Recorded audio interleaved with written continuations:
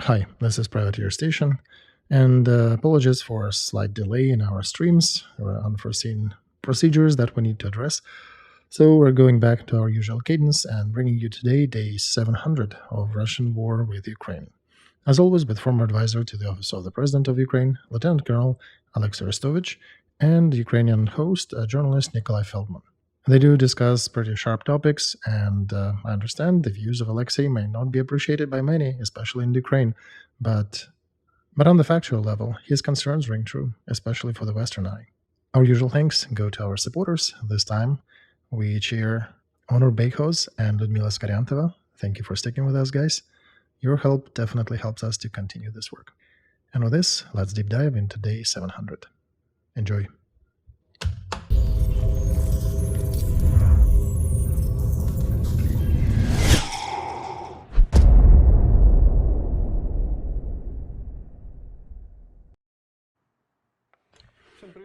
Good evening, everybody. This is Project Alpha. You are watching War Diary with Alexei Arestovych live. Alexei is connected to us via stream. Hello. Hello, everybody. All right, let's start this day 699 of full-scale invasion with Avdiivka. We started with it last time and a few times before that. Why? Because people are writing that situation is critical there, and especially it's supported by military correspondent Botusov. He is writing that the enemy managed to capture several houses at the outskirts of Avdiivka, and he outlines that Ukrainian leadership needs to provide additional support, not screams to hold, but additional arms, additional means to push them out. And they entered Avdiivka, the Russians, because local troops that are defending it do not have enough resources to defend the whole perimeter. Zelensky had visited Avdiivka and promised to resolve issues, but unfortunately even the bare minimum of reinforcement did not come in fully. So what do we know about Avdiivka? There are a lot of different stories coming about it. So, Nikolai, we're using the information from the open sources, traditionally trying not to do harm. So this message by Botusov was out for a couple of days and it was reconfirmed. There were actually some rumors that Russian troops managed to get in, not because nobody was tracking them, but because they actually dug underground tunnels. And it was the whole special story that deserves a special research and approach. They used non-standard tool, non-standard strategy, and they managed to indeed capture several houses on the outskirts of Avdiivka.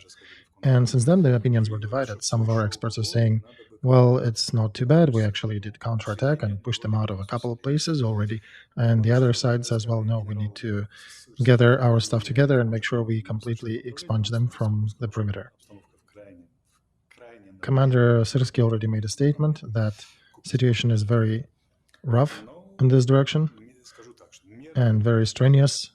And it does appear that the measures are being taken. We are not aware of all the details of what is being done. In media sphere, we see that indeed Russians captured parts of Avdiivka and that our troops are pushing them out. But I think nobody should have illusions on this account. Sooner or later, if the defense region has such an unusual signature, if we find a way to hold it, that'll be a fantastic story, because usually in the military world, configurations like that are not being held for long. So our main task remains to make sure that Russians exert a lot of effort occupying or trying to attack Avdiivka, and in the meantime we use the time to build a second line of defense. And I hope nobody has illusions about fighting for the territory. Both sides, the agenda on both sides has changed, so that people understand what's happening on the front is literally more concerned about destroying the actual life force of both sides. Territory matters, but it has a secondary meaning. The primary meaning is the actual forces. So, of course, they indeed are trying to destroy us while we're trying to destroy them. Why the fights for towns are bad, like Bakhmut and Avdiivka? Because sooner or later, the exchange 1 for 10, when we're holding a good, comfortable position, as the enemy approaches gradually and starts to get inside the city, that exchange becomes up that exchange changes to the rate of 1-for-1. And that's what happened in Bakhmut. It's a very uncomfortable story for us.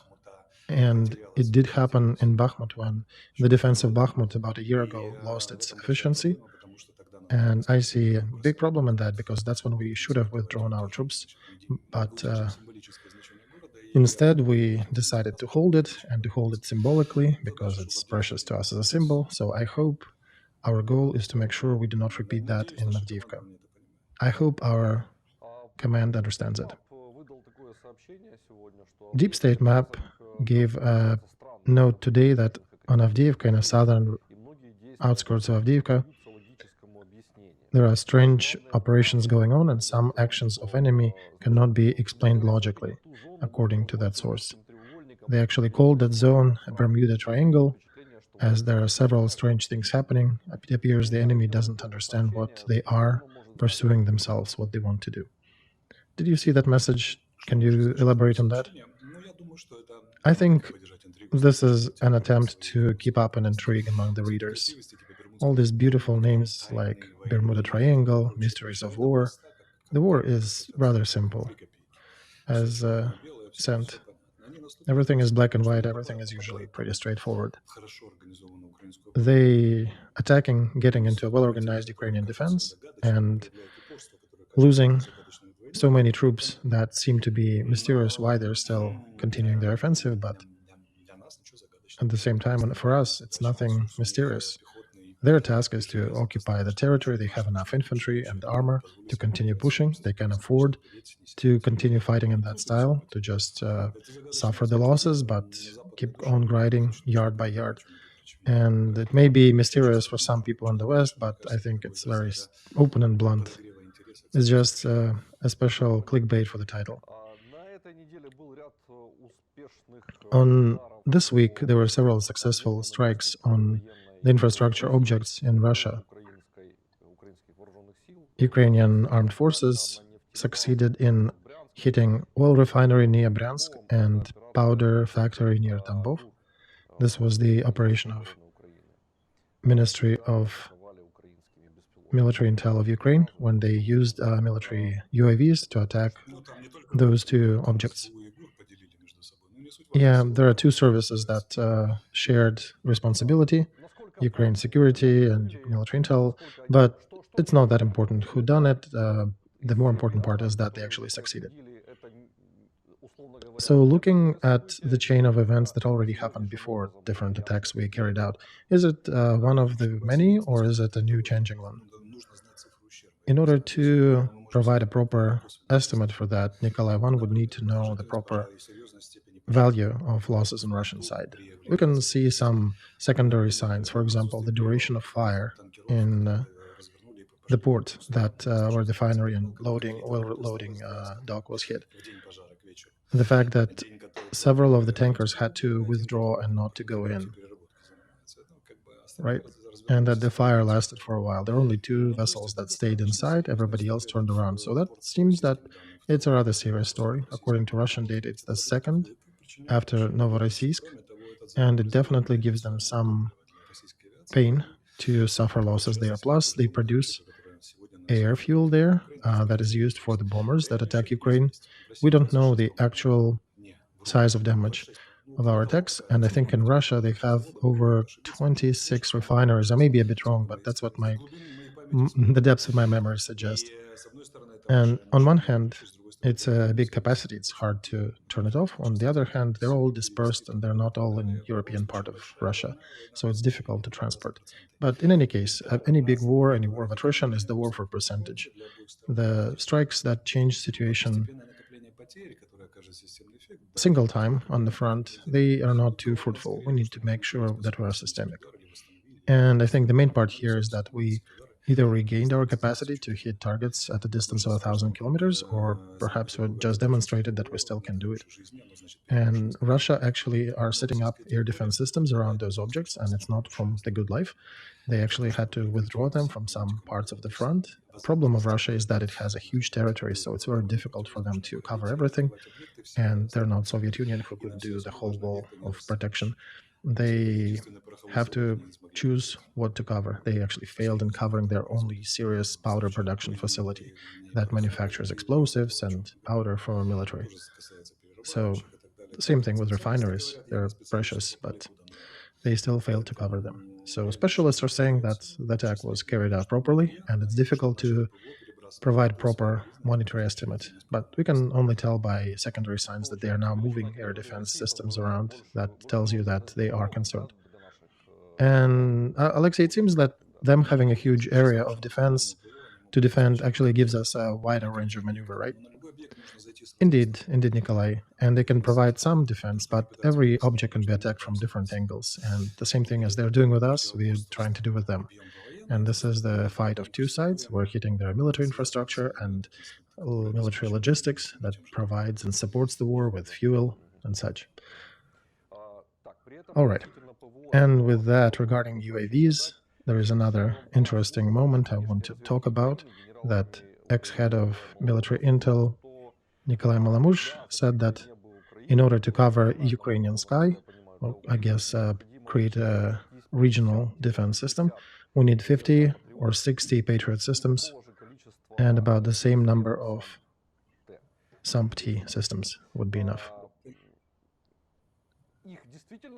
Do you think that would be enough, that number that he voiced? For regional, we need more, Nikolay. Regional and full cover, only USSR could afford that. We need to cover precious objects, right?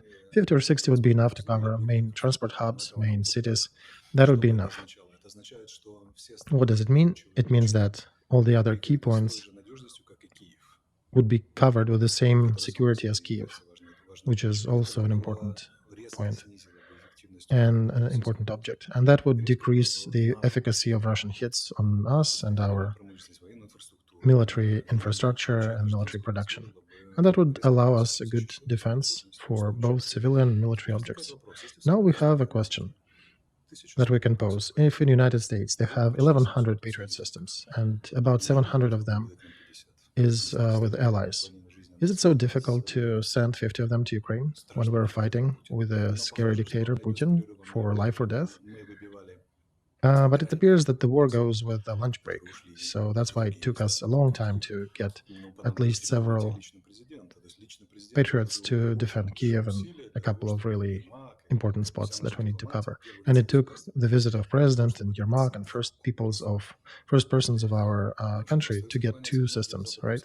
So now we have to continue bowing to the Western allies who are failing to provide at least 50 out of 1,100, which is, if you calculate that, what, 5% from that amount? I think it is very strange from my point of view. If I was president of the United States, I would have given 100. I do not understand half measures. I'm either a friend or I'm not. If I'm a friend, I'm defending, because that 2 steps forward, 3 steps backward, as our partners are behaving themselves. You know, I don't want to go too deep into critique, but yeah, that's questionable. All right, Atlantic Council with NATO made a publication for the first time in 2 years. They concluded that for about 2 years, Western leaders allowed Russia to scare themselves.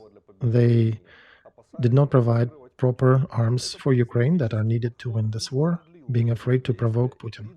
This approach only prolonged war and gave enough bravery to Kremlin.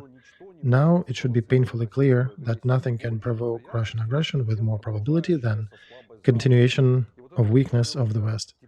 And that formulation, that now it should be painfully clear, that formulation, do you think it is penetrating the military advisors of the West now, or still making its rounds? No, it didn't. And I have a question to Atlantic Council. Why painfully clear? Do they start to feel on the day 700 the pain of dead Ukrainian children and destroyed houses and destroyed lives? They have not felt this pain for 700 days, and then finally, suddenly they feel it? And maybe they felt the first 100 days, and then they got numb, and now they're feeling it again? So it's curious. Second question. They do not understand what is going on in general in the West. They have some sober voices. There are some generality in the West and experts who are saying right things. Luckily, they're not being conscribed to the ranks of Russian spies. Like in Ukraine, whenever you raise a painful matter, you're always being called a Russian spy. Why, if somebody is saying that the war will be with Russia and Russia is aggressive, has aggressive plans against Ukraine, you're a Russian spy. That was what's going on before this war, right? I am still at a loss why they don't draw the same conclusions about American analysts. And why is it a Russian spy and not American spy or Chinese spy, right? So their logic is beyond comprehension. That's a mystery of wide Ukrainian soul. Let's go back to the West. The West does not fully understand what's going on. Some personas, some institutions do understand that, but unfortunately they are not big enough to change public opinion. And they are not the ones that Biden administration is using for their political decisions. Biden administration at large is standing on the political position of not letting the conflict to grow beyond the borders of Ukraine. And if you note about the same thing about Israel, the scary axis of evil that they announced rubbed their hands and said, well, okay, we don't have to be afraid of the United States anymore. Iran ignited Hussites to attack the American bases and is feeling themselves just fine. And it's holding, 3 regional wars now, rather successfully. And nobody is going to deal with Iran, and even less with China, not really with North Korea, where Putin is going again. Right, I think Iran already has 5 regional wars: Syria, Lebanon, Hussites, Iraq, and Pakistan now. Yeah, that's about 5. Right, Pakistan as well. So they are realizing the doctrine that assumes spreading United States and Israel and their allies thin, so they would be out of their depth of reacting to all the conflicts. So for the proverbial axis of evil, what it takes is to throw another war, and maybe another war conflict, another military conflict. Recently, our media sources in Ukraine had spread a video by Biden. It was a bit older video, when he was asked about whether the United States will be able to support both Israel and Ukraine if both wars are ongoing. And Biden is saying, no, yeah, we can support our superpower. But I have a big question here. When the conflict in Israel started, they took 70,000 shells that they brought to us from Israel and front and brought them down there. And then they also don't have a strategy. The proverbial axis of evil definitely have a strategy how to attack the West. The West doesn't seem to have one, so who has the initiative? If need be, the axis of evil can ignite conflict number 6, number 7 in Latin America, even in Europe. So, not even talking about Middle East. That is always ready to ignite. So I am very pessimistic about that. I'm looking at the attempts of the Europe to restart the production of shells. The coalition are planning to get 2 million shells in 24. Meanwhile, according to the lower limits, Russian Federation is producing 1.5 million of artillery shells. And then there is North Korea, there is China that can help them. Today, I think it's CNN that published that Ukrainian soldiers do confirm that they don't have enough munitions on the key directions of the front. This is about the scary legend about production of shells. If everything was so simple, to restart military industrial complex, the West needs at least 2 to 3 years to make sure they start to produce good results for the large-scale warfare. When they're saying that they will produce 98 howitzers, I want to say that we're destroying 200 Russian artillery systems a month during the entire warfare. Do you think they're not destroying us? They are, maybe twice less, but how long would 78 howitzers last? And that's all that French can supply us with. And that's why I'm saying the West is not ready for this war. And the smartest of them are screaming that we are not ready to fight with Russia directly. We're ready only for a short campaign, perhaps, to bomb everybody. So yeah, they bombed Hussites. Hussites are not Russia. Did they stop attacking vessels? No. So that was a really foreseeing movie back in the day, when the general said in the movie to Stirlitz, the Russian spy, Soviet spy at those times, the German general, saying that Americans will be defeated by their own equipment. It's too expensive for them, and they think they can win this war with just bombing. They'll drown in the price of their equipment. And that's what appears to happen. The West was preparing for short warfare, short term operations, while the prolonged warfare, large scale warfare, goes under very different rules, and they're absolutely not ready for that. Russia and the axis of evil understand that, and they're turning the West as the cutlet on the plate, picking the place where to bite. And the West is only concerned how it would not, only about how the conflict, to keep the conflict in the framework, so it would not spill. Europe now started to be kind of an alert after Trump's statement that if I get back to power, I will leave NATO. Now they understand that the pressure is on, but they're failing time-wise. They're not on schedule. At least they, I think, can provide some minimum for us so that we can at least hold the front line. We'll be losing a lot of people, but yeah, we'll have to hold the line. And now there is the race. What goes first? What gives first? Ukrainian capabilities to hold the line, or Russian capability to continue attacking, or the West in the way to supply us here? So F-16s, right? And if you bring that, they're saying, well, we're technologically not ready. We're ready to transfer, but we're not ready technologically. It's not so simple, right? Tank coalition took us about a year to get some tanks here. Modern tank, even the most modern tank, is a much simpler system than an airplane. It's much easier to transfer that and to service it.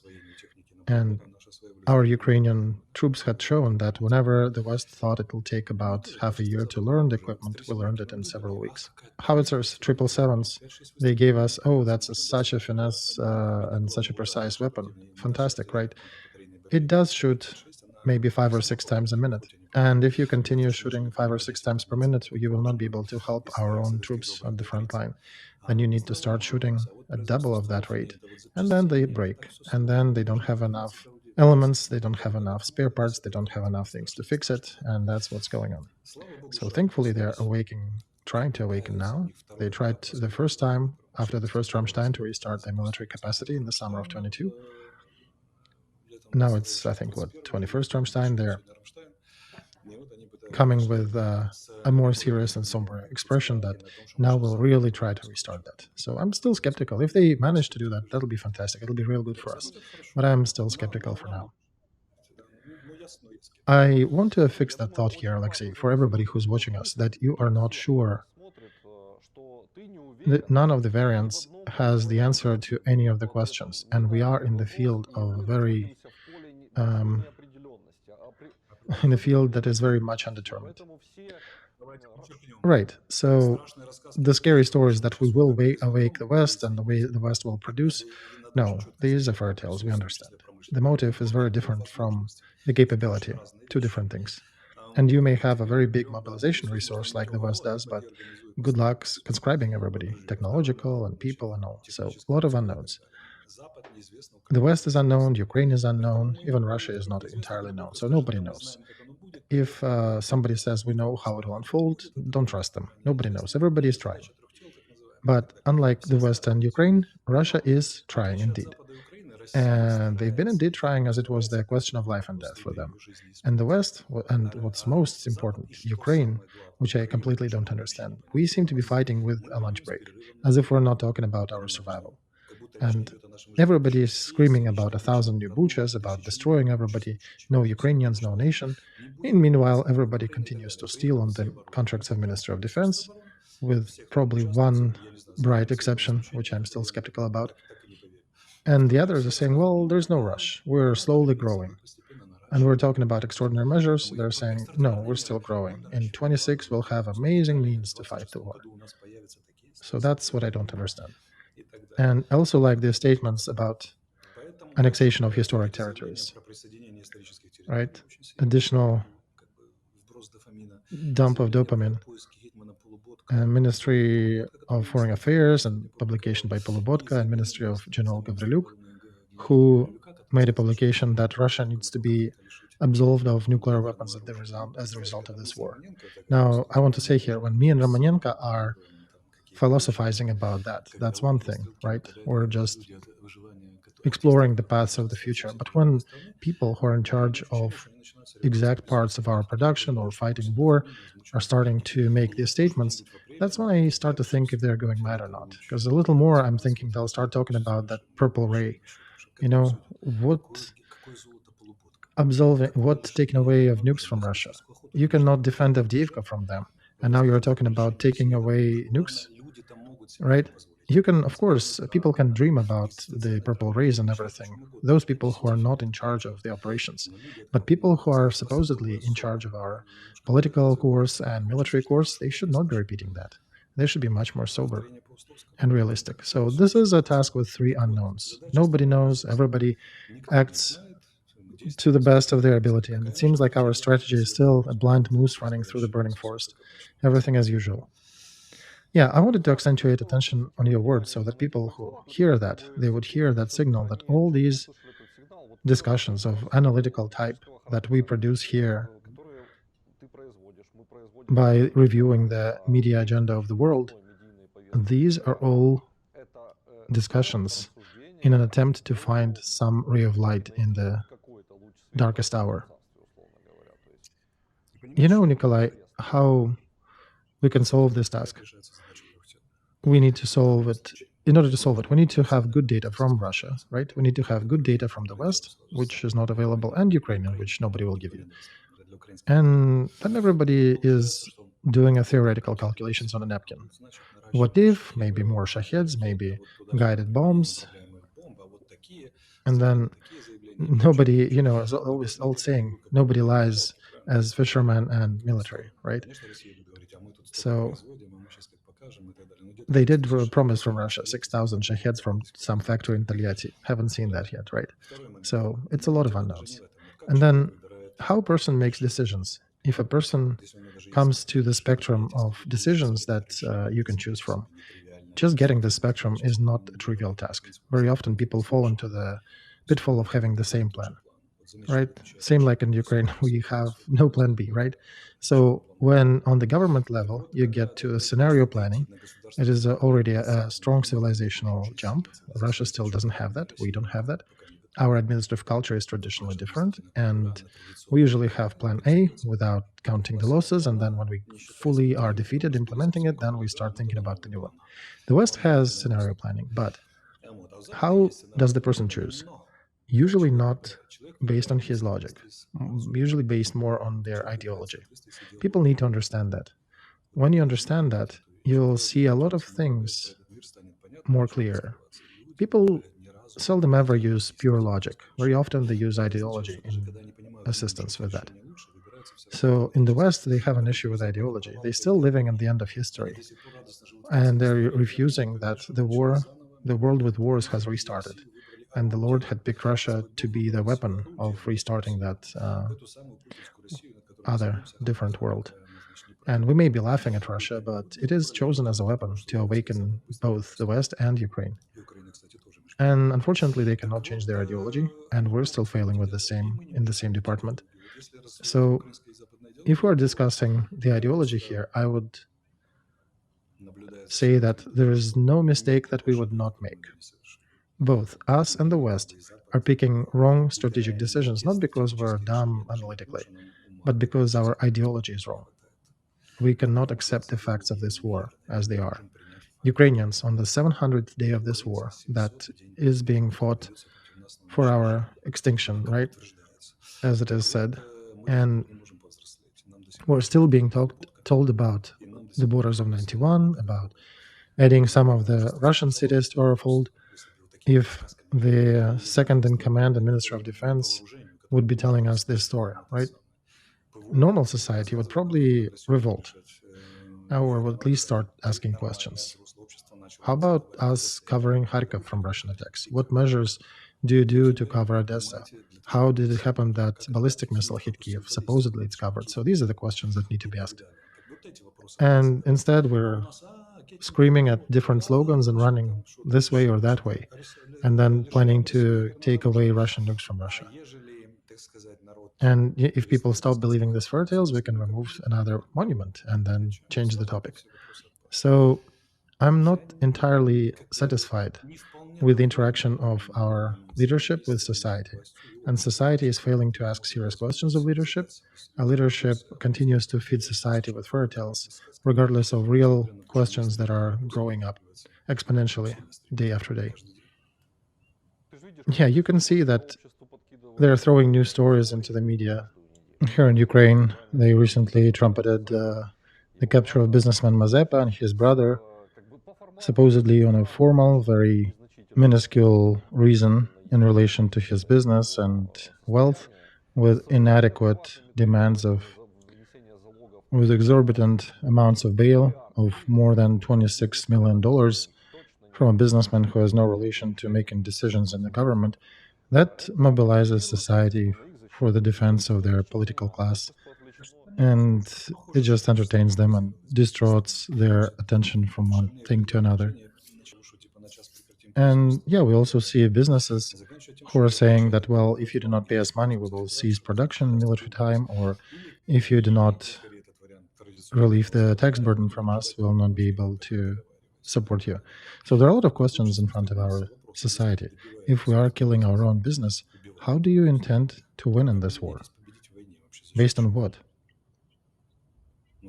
If business, even theoretically, in the warring state, poses a question of stopping production because of the issues that stop it from doing it, and then our second in command come out, like Polubotka comes out with fairy tales. I don't know if he's an idiot or something, and talks about taking Russian nukes and deoccupying everything.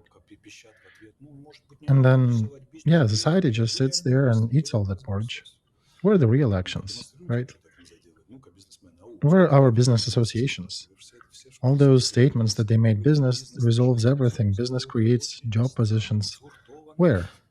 Show us that you exist. Show us that you are strong. Show us that you are standing. If you cannot work in these times, then we'll fold, first of all, economically. It's a very basic task that we're failing to resolve. At the same time, we're posting these fantastic missions to get something from Russia. Right? Ukrainians failing to ask a question of government. Why is my house not protected properly? Why Russian missile can still reach it? At the same time, they're very happy for any revolts in Bashkiria. Where is your house in Ukraine? Where is Bashkiria in Russia? Right? So at the same time, they're talking about the fairy tales about Russian slaves who are incapable of revolting. So we often see in posts of our people that Russians are genetic slaves and they cannot ever rebel against Putin. And then they scream, hello, great, fantastic, there is a revolt in Bashkiria.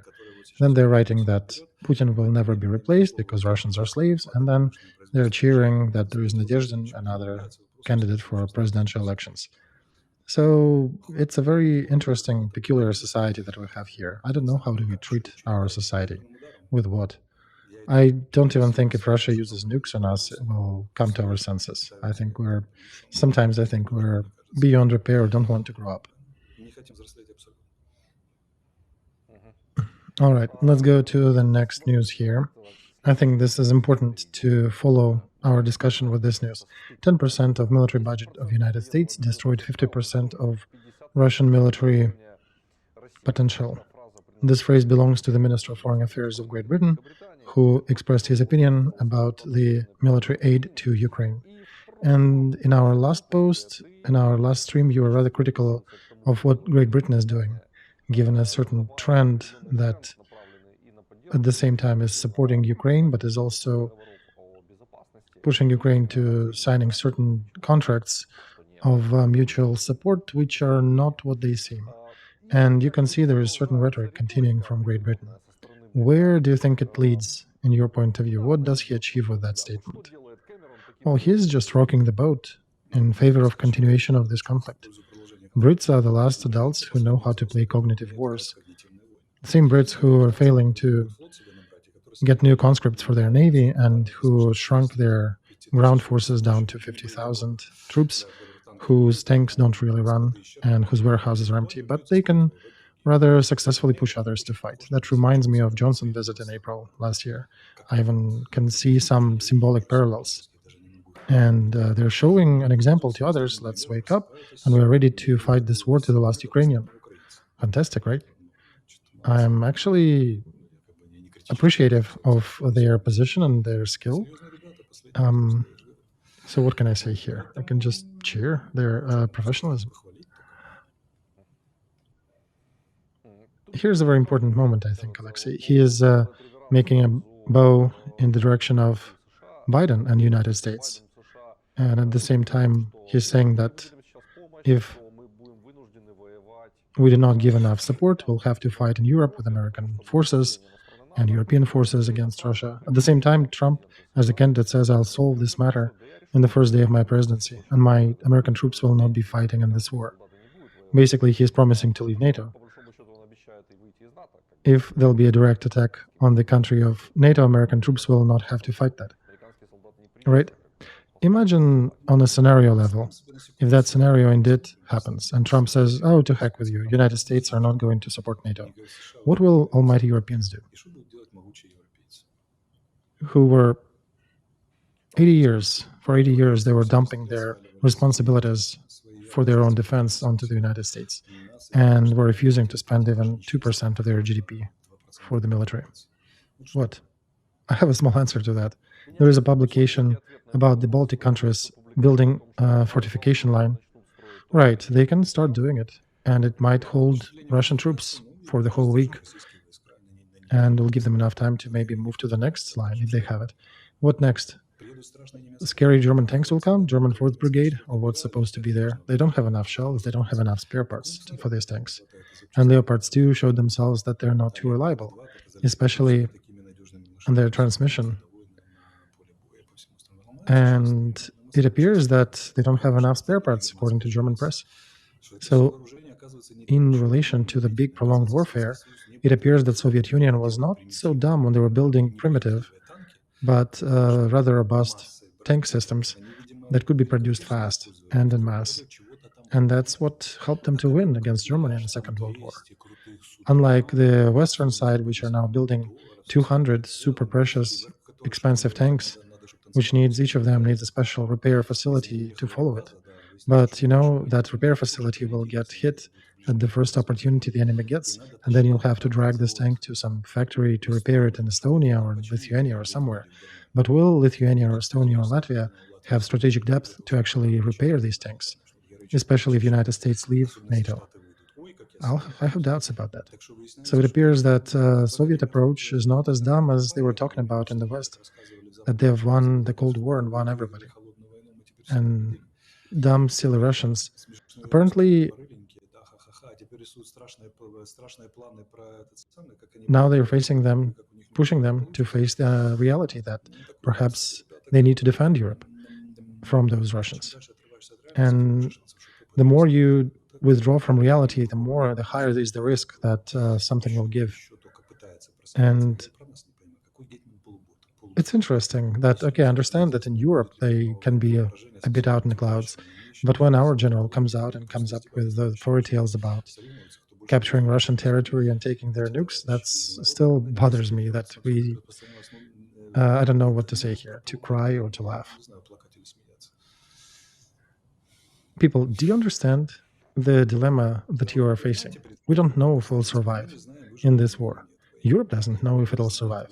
And America is not sure if Trump will leave NATO or not, or if he'll order a nuclear strike on Russia, or there'll be a civil conflict in the United States and they will not care about us and Europe. And Russia is not alone. There is also China, Korea, Iran, others. And now we are looking for that general in Ukraine who comes out with these fantastic statements. What else do we have in our news? Oh, yeah, we're now claiming some historic territories from Russia. We're taking their nukes, right? I'm at a loss. There is another interesting moment here, Alexei, that I want to hear commentary about historic lands and that order that was published on the Day of Unity of Ukraine. President did bring the law about the multiple citizenship into our Congress, but he said that this law doesn't touch upon the citizens of the aggressor.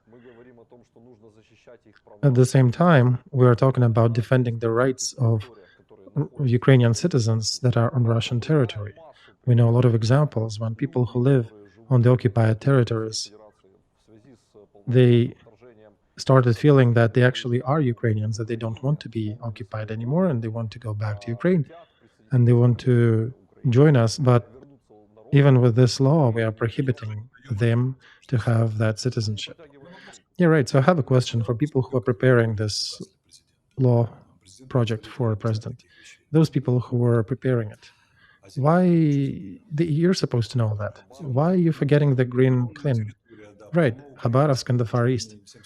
There are 30% at least of Ukrainians living there, and Ukrainians who were fighting back in the 14th, who are closer to sources, they knew that the moment Russia brought rotation from the Far East is when we had issues, serious issues, more than from any other part of Russia.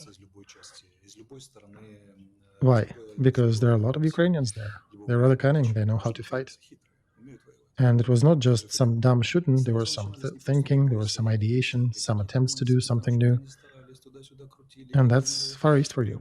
We're fighting with essentially ourselves there. So why are we forgetting the Far East? That's mostly Ukrainian last names, Ukrainian families that live there. Or are you forgetting about Tyumen? Do you know that in Tyumen, in Russia, after the third drink, they start singing Ukrainian songs? Right? All these Lamborghinis and the rest, they're on the money, oil money. They're Ukrainians for the most part. They still recognize themselves as Ukrainian roots. What? We're not counting them as possible supporters? How about we answer a few other questions? Are we going to mobilize these new Ukrainian citizens to defend Ukraine, according to this law? Will they have a right to vote? Sorry, I interrupted you. What about their voting rights? When and how?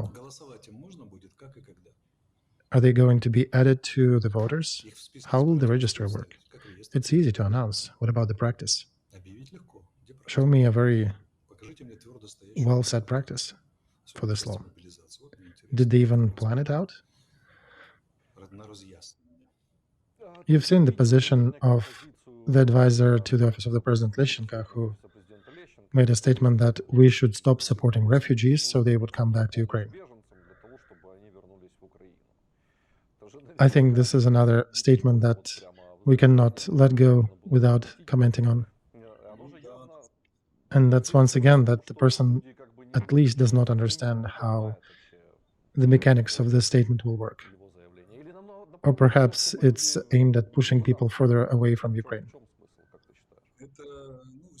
I think he brought out one of the brightest ideas they had at the recent meeting. Generally, he's a good fella. I respect him as a person who tried to be rather precise and honest, at least while I was there. But here, I think he said something wrong, or whoever put this thought in his head. Because on the backdrop of our civilians dying in Kharkov, the civilian dwellings burning in Ukraine, to demand from women with children who've been abroad for 2 years, who are barely setting up their livelihood. And it takes a long time for them to just set their life and routines there. To do what? To drop everything and come back to Kharkov, Kiev, to other cities, to be shelled, to risk the lives of their kids. So mom just brought her kids out, generally finally getting to her senses and setting her life. And now she needs to come back to the field where she'll be shot at. I think this is a very cruel proposition. We can probably write it off to information thing that was pulled too early out of context. I'm not ready to criticize the statement. I think it was a very unsuccessful one, and let's see if they will continue insisting on it. If they do, then we'll start criticizing it at depth. For now, let's just pause here. President this week was talking about mobilization, and he said that he doesn't see a necessity of 500,000 on the front. So he either quieting down this question or dimming it, or what's happening with it? Is the discussion over? And now they're switching attention to businessman Mazepa and his brother? All right, let's take a look at the strengths and weaknesses of the president's statement. strong one is that he started to communicate about mobilization. This is a very unpopular topic that affects your ratings negatively. That's why all the leaders of different fractions in our Congress said, no, it's a bad one. And they sent it back to be reworked. Minister of Defense needed to rework that. President communicated, we should give that to him, that he communicated on a very unpopular topic. At the same time, a day before this interview, there was a message from our Congress that not many people noticed, that the law that Ministry of Defense brought back in, the deputies actually criticized even more and said it became even worse. So for now, this law is again with the Minister of Defense, and everybody is waiting for the corrections that the congressmen were asking about. So the president expressed his position. He doesn't see where does he need 500,000. But for me, it's not the main question. For me, the main question is rotation. How are they going to implement that? He did mention that we need to give a chance for those who are tired to go back home. And I do want to see sincerely how will that be realized in practice. Because I'm playing that scenario one way or another, and I'm thinking, how would you rotate the detachment when they're actually facing the enemy? At least we have 4 parts of the front where the enemy is trying to conduct aggressive operations, and one area near Krinky where we're holding them, and where we push through their defenses and make them react. But frankly, where do you find the calm part of the front these days? How in these conditions do you facilitate the rotation of your troops? What would you do? You would withdraw 100 people out of a company, for example. Okay, take 70 and leave 30 and bring 70 newbies. They'll fold. It's not enough to leave 30. You need more. And then replace maybe by platoon. That's difficult. That's extraordinarily difficult task. The experience of the Second World War will not help, because back then they were just bringing a lot of new people to the front. There was not a real rotation, and there were big losses during the process. So I'm waiting for our leadership to come out and say we don't know how will we rotate, or that there will be no rotation and that the new fighters will only replenish the existing detachments, and then eventually maybe if we satisfy the full demand, we'll start rotating some of them. I sincerely suspect that, and I do want to be wrong, but I suspect that there will be no rotation. There'll be replenishment of existing detachments and there will be creation of new, and that would be honest to start talking to society. Stop talking to people like with the 2-year-old kids. Does the president realize that? I don't know. And I do want to be wrong on this. If they invented a way to rotate our military, I promise our viewers I'll applaud them and I'll say, guys, you're fantastic. That'll be a first serious decision for the last 32 years of Ukrainian leadership that can be totally applauded. Perhaps they do have that solution. I don't know. And I sincerely hope they have some solution to that. Let them surprise us. But I'm still kind of pessimistic on this, though, somewhere in the back of my mind. Okay, here let's make a small pause and remind everybody who is watching us that we continue supporting different fundraisers for our detachments that are fighting on the front, that are continuously conducting fundraising to be able to purchase vehicles, radio electronic warfare systems, UAV, Intel systems. So today we're supporting a fundraiser by the Intel mortar detachment on Zaporozhye region. They're collecting 300,000 to purchase a vehicle. There is a link under the stream. So if you can, please come and support them. Every dollar matters. Every 10 to 100 hryvnias matter a lot. And you can see in Alexei's channel, they publish reviews and publish thank yous from different detachments who get support from our audience. So thank you again, and to be continued in part 2.